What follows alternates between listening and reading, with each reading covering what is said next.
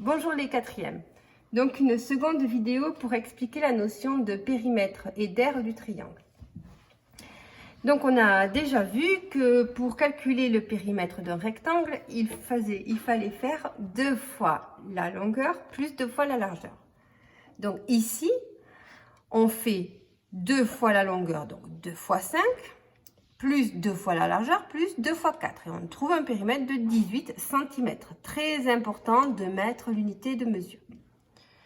Pour le triangle, le périmètre, on répète, c'est le contour du triangle. Donc, avec ma souris, je vais repasser sur le contour du triangle. Ce côté, ce deuxième côté et ce troisième côté.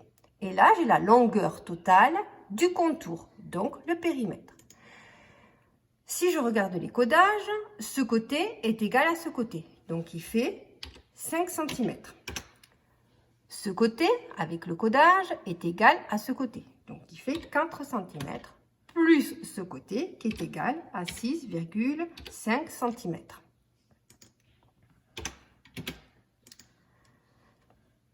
Donc, si je mets ce périmètre sous forme d'une formule, je trouve que le périmètre du triangle, c'est côté plus côté plus côté. Et là, nous sommes face à la formule qui permet de calculer le périmètre d'un triangle. Je passe maintenant à l'aire. On a vu précédemment que pour calculer l'aire d'un rectangle, on faisait largeur fois longueur. Ou longueur fois largeur, c'est la même chose. Donc ici, la longueur est de 5, la largeur est de 4, donc je fais 5 fois 4 et je trouve 20 cm². Donc très important de mettre l'unité de mesure. Si je regarde mon triangle, celui-ci, qu'on a vu en périmètre, je l'ai mis en bleu. D'accord ? Je m'aperçois que ce triangle, en fait, c'est la moitié du rectangle. Vous voyez? C'est la moitié du rectangle. Donc, son aire est égale à l'aire du rectangle divisé par 2. Hein, puisqu'on a dit que c'était la moitié du rectangle. Donc, l'aire est égale à 10 cm². Comment je fais pour calculer l'aire du rectangle? Je fais longueur multipliée par largeur.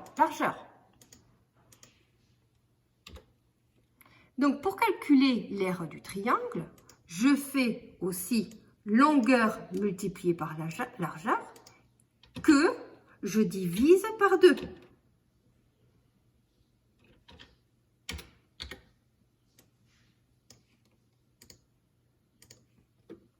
Et là, je suis face à la formule qui permet de calculer l'aire d'un triangle. La longueur fois la largeur que je divise par 2 puisque le triangle, c'est la moitié du rectangle. Sauf que, pour un triangle, on ne parle pas de longueur et de largeur, mais on parle de base et de hauteur. Donc, au lieu de dire longueur fois largeur divisé par 2, on va marquer base fois hauteur divisé par 2. Et là, nous sommes face à la formule qui permet de calculer l'aire du triangle. En espérant que cela vous aidera à faire les exercices.